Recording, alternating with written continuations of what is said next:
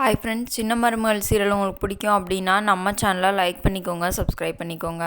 அப்போ தான் நான் போடுற வீடியோ டெய்லி உங்களுக்கு நோட்டிஃபிகேஷனில் வரும். நீங்களும் எல்லா எபிசோடில் என்ன நடக்குது அப்படின்றத மிஸ் பண்ணாமல் பார்க்க முடியும்.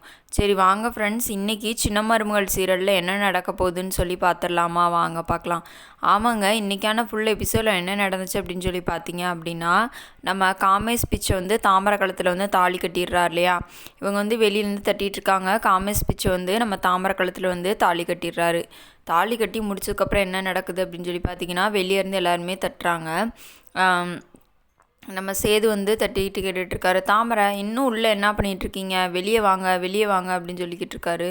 ஐயோ அம்மா, இப்போ என்னம்மா பண்ணுறது அப்படின்னு சொல்லி தாமரை அவங்க அம்மா கிட்ட சொல்லிகிட்ருக்காங்க. அதுக்கு உடனே அவங்க அம்மா இருடி இருடி பொறுமையாக இருடி அப்படின்னு சொல்லிகிட்ருக்காங்க. காமேஷ் பிச்சு லோட்டஸ், நீ ஏன் லோட்டஸ் பயப்படுற, நான் இருக்கேன் இல்லை அப்படின்னு சொல்லிட்டு இருக்காங்க. அது இல்லை, எங்கள் மாமா எல்லோரும் வந்துட்டாங்கன்னா எதுவும் பிரச்சனை ஆயிருமோ என்னமோ அப்படின்னு சொல்லி பேசிகிட்டு இருக்காங்க.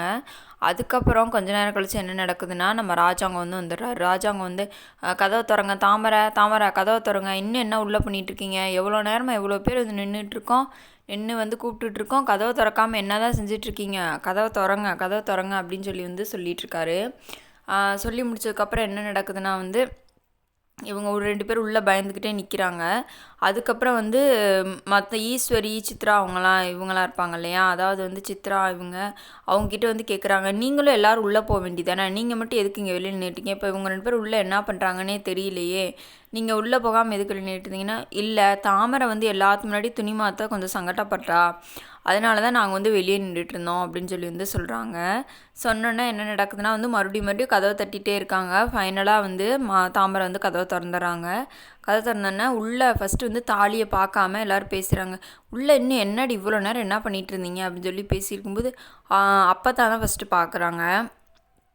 அப்பத்தா பார்த்து என்ன சொல்கிறாங்கன்னா ஐயோ என்னடி நீ பேசாமல் தாலியை கட்டிட்டு நிற்கிற அப்படின்னு சொல்லும்போது பார்த்துட்டு எல்லாருமே பயங்கர ஷாக் ஆகிடுறாங்க.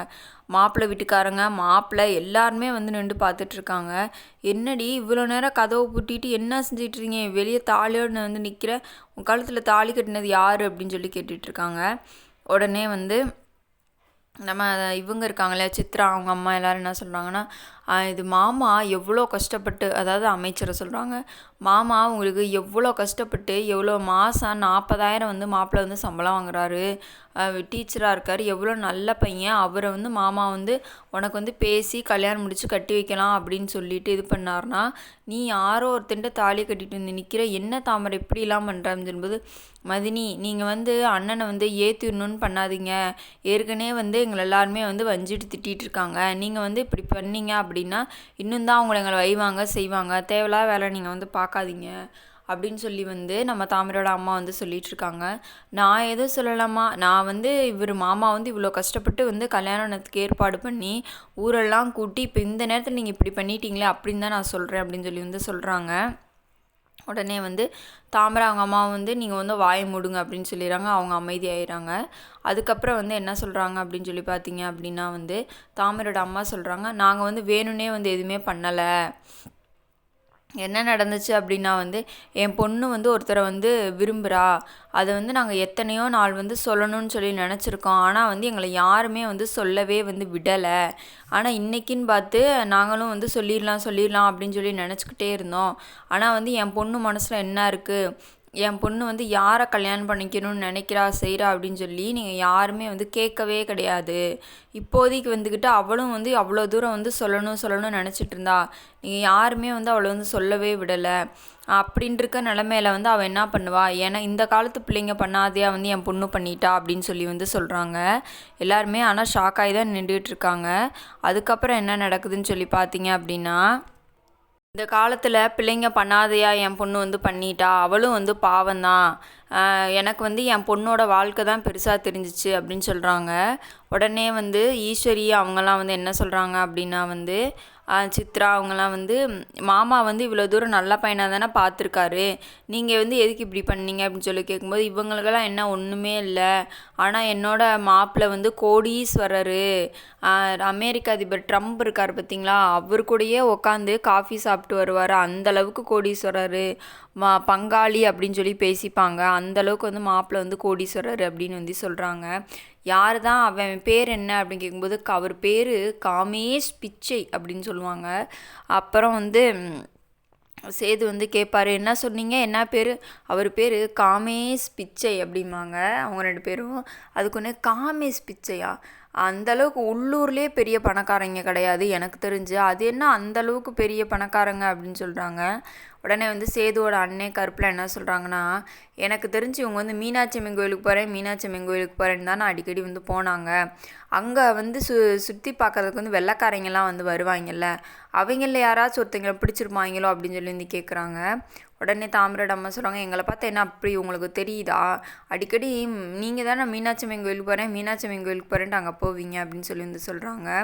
இல்லை, அந்த மாதிரிலாம் இல்லை, அவர் வந்து பெரிய பணக்காரர், கோடீஸ்வரர், AK-47 வச்சு அவருக்கு வந்து ஆளுங்க வந்து இருக்காங்க. என் பொண்ணை இப்போ ஹெலிகாப்டரில் தான் கூட்டிகிட்டு போகிறாரு, ஹெலிகாப்டர் வந்து இதுக்கு வெளியே நிற்கிது, கோயிலுக்கு வெளியே நிற்கிது அப்படின்லாம் சொல்லுவாங்க. எனக்கு வந்து பர்சனலாக வந்து தாமரையும் அவங்க அம்மாவையும் பார்க்க வந்து கொஞ்சம் இதாக தாங்க இருக்குது. ஏன்னா வந்து இவ்வளோ தூரம் வந்து நம்பிட்டாங்க. இன்னும் என்ன பண்ணுவாங்க அப்படின்னு சொல்லி பார்த்தீங்க அப்படின்னா, நம்ம ராஜாங்க தான் பெரிய மனசு பண்ணி அவங்களுக்கு வந்து இந்த மாப்பிள்ளைக்கு வந்து ஏதாவது இங்கே வேலை போட்டு கொடுப்பாரு அப்படின்னு சொல்லி நான் நினைக்கிறேன். அதுக்கப்புறம் வந்து என்ன நடக்குது அப்படின்னு சொன்னால், அப்புறம் அவனை வந்து காட்டுறாங்க. அவர் வந்து வெளியே வந்துடுறாரு, அதாவது காமேஷ் பிச்சை வந்து வெளியே வந்துடுறாரு. மூஞ்சியை பார்த்துட்டு வந்து என்ன சொல்கிறாங்க அப்படின்னா, கருப்பும் அதுக்கடுத்து அவங்க அண்ணன் இருக்காங்க இல்லையா, அவங்க என்ன சொல்கிறாங்க, இவனை நம்ம எங்கேயோ பார்த்த மாதிரி இருக்கே அப்படின்னு சொல்லி வந்து சொல்கிறாங்க. சொன்னோன்னா வந்து எல்லாருமே யோசிக்கிறாங்க, ஆமாம் நாங்களும் இவனை எங்கேயோ பார்த்த மாதிரி இருக்கே அப்படின்னா, அதுக்கு ஒன்றே தாமரை அம்மா சொல்கிறாங்க, ஆமாம் இவர் பெரிய கோடீஸ்வரர், பணக்காரரு, நிறைய இடத்துல வந்து பார்த்துருப்பீங்க, இதெல்லாம் ஒரு விஷயமா அப்படின்னு சொல்கிறாங்க. இல்லை, அந்த மாதிரி பணக்கார இடத்துல பார்த்ததுலாம் ஆனால் கோயிலில் பார்த்த மாதிரி இருக்கே அப்படின்னு சொல்கிறாங்க. கோயில்லையா? அதெல்லாம் இல்லை, இவர் மாதிரி வேறு யாராவது பார்த்துருப்பீங்க. ஆமாம் கோயிலன்னா நிறைய பேத்துக்கு அன்னதானம் போட்டிருப்பாரு, டொனேஷன் கொடுத்துருப்பாரு, அந்த மாதிரி இடத்துல பார்த்துருப்பீங்க அப்படின்றாங்க. அப்படி பேசிக்கிட்டு இருக்கும்போதே நடுவில் வந்து அந்த கோயிலில் பிச்சை எடுக்கிற பிச்சைக்காரங்க இருப்பாங்க இல்லையா, அவங்க வந்து என்ன பண்ணுறாங்கன்னா வேகமாக ஓடி வர்றாங்க. பிச்சை காமேஷ் பிச்சை கல்யாணம் ஆயிடுச்சா அப்படின்னு சொல்கிறாங்க. அப்புறம் யார், நீங்கள் யார் அப்படின்னு சொல்லி கேட்கும்போது, நாங்கள் இந்த கோயிலில் தான்மா பிச்சை எடுத்துகிட்ருக்கோம், எங்களில் ஒரு ஆளுக்கு வந்து கல்யாணம் நடந்திருக்கு, அது இவ்வளோ பெரிய குடும்பத்தில் வந்து எங்களோட ஒரு ஆளுக்கு வந்து கல்யாணம் நடந்திருக்கு, அப்புறம் நாங்கள்லாம் வந்து பேச வேணாமா, என்னென்னு தெரிஞ்சுக்க வேணாமா, காமேஷ் பிச்சை அப்படின்னே சொல்லி கூப்பிட்றாங்க. இவங்களுக்கு வந்து அவர் வந்து இப்படி சொன்னோன்னா பயங்கர ஷாக்காயிருதுங்க. ஷாக்கானோடனே தாமரையோட அம்மா சொல்கிறாங்க, நீங்கள் நினைக்கிற ஒரு இவர் கிடையாது, இவர் வந்து எங்கள் மாப்பிள்ளை, இவர் வந்து லட்சாதிபதி கோடீஸ்வரர் அப்படின்னு சொல்கிறாங்க.